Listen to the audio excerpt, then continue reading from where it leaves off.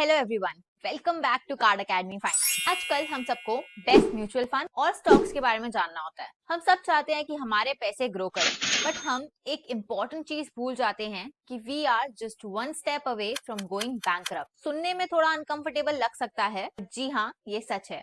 According to latest report 71% लोग जो किसी कंपनी में काम कर रहे हैं, उनकी एक हॉस्पिटल विजिट में ही पूरी सेविंग्स खत्म हो जाती है। मतलब अगर उनकी फैमिली में कोई भी मेंबर हॉस्पिटलाइज हो जाए तो 70% एम्प्लॉय की पूरी सेविंग्स खत्म हो जाएगी, लीविंग देम बैंकरप्ट। और यहाँ हम सिर्फ हॉस्पिटलाइजेशन की बात कर रहे हैं, बट किसी के साथ कुछ भी हो सकता है। आपकी जॉब जा सकती है, आपकी गाड़ी खराब हो सकती है, कोई भी लीगल इशू हो सकता है, या आपकी फैमिली में कोई भी पर्सनल इमरजेंसी हो सकती है। तो अगर आपने इन इमरजेंसीज के लिए कुछ भी प्लान नहीं किया है तो आप कभी भी बैंकरप्ट हो सकते हैं। मुझे तो पर्सनली ऐसी अनसर्टेनिटी में जीने से ही डर लगता है।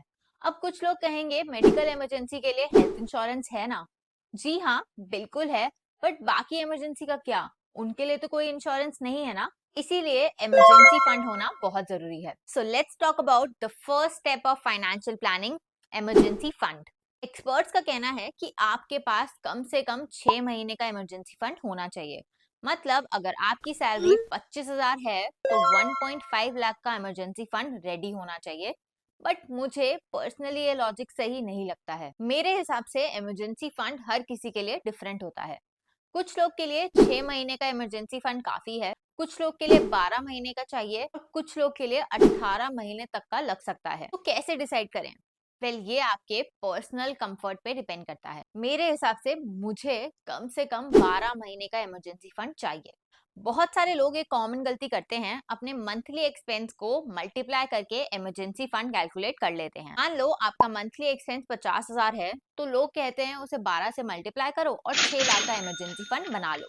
लेकिन ये गलत अप्रोच है। इमरजेंसी के टाइम आप एक्सपेंसिव रेस्टोरेंट्स, शॉपिंग, ट्रैवलिंग, ये सब तो बंद कर दोगे। तो इमरजेंसी फंड कैलकुलेट करते वक्त बेसिक नीड्स का खर्चा काउंट करना चाहिए, ना कि टोटल एक्सपेंस। आपका 50,000 का मंथली एक्सपेंस है, बट 30,000 रुपए ही बेसिक नीड्स के लिए लगते हैं, तो आपको इसी अमाउंट के अकॉर्डिंग इमरजेंसी फंड कैलकुलेट करना चाहिए, 50,000 के नहीं। अब बात करते हैं इमरजेंसी फंड बनाने के तरीके। सबसे पहले इंश्योरेंस लो, टर्म इंश्योरेंस या हेल्थ इंश्योरेंस, फिर उसको बिल्ड करो, और उसके बाद ही म्यूचुअल फंड्स और स्टॉक्स में इन्वेस्ट करने का सोचो। मान लो आपकी सैलरी 50,000 है, तो आइडियल अप्रोच ये होगी कि 20% यानी 10,000 रुपए ही इमरजेंसी फंड के लिए एलोकेट करो। बट अगर आपके ऊपर कोई ईएमआई या लोन ऑब्लिगेशन है तो पहले उन्हें सेटल करो, और फिर उसमें से जो बचेगा उसे इमरजेंसी फंड में रखो। अब आप सोच रहे होंगे कि ये सब तो हम कर लेंगे, बट इमरजेंसी फंड रखे कहाँ? सेविंग्स अकाउंट में, एफडी में, या म्यूचुअल फंड में? मेरे ओपिनियन में पहला बेस्ट ऑप्शन है सेविंग्स अकाउंट प्लस एफडी।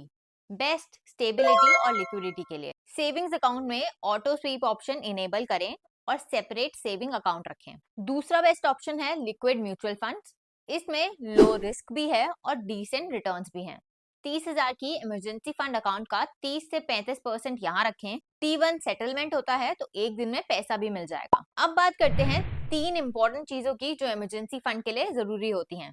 पहला, स्टेबल हो, मतलब मार्केट के फ्लक्चुएशन से अफेक्ट ना हो। दूसरा, इमीडिएटली अवेलेबल हो, मतलब इमरजेंसी में कभी भी विड्रॉ कर सकें। तीसरा, इन्फ्लेशन से फाइट कर सके ताकि टाइम के साथ वैल्यू कम ना हो। और लास्टली ये हैं कुछ final tips for emergency fund. पहला, इमरजेंसी फंड बनाकर भूलना नहीं है।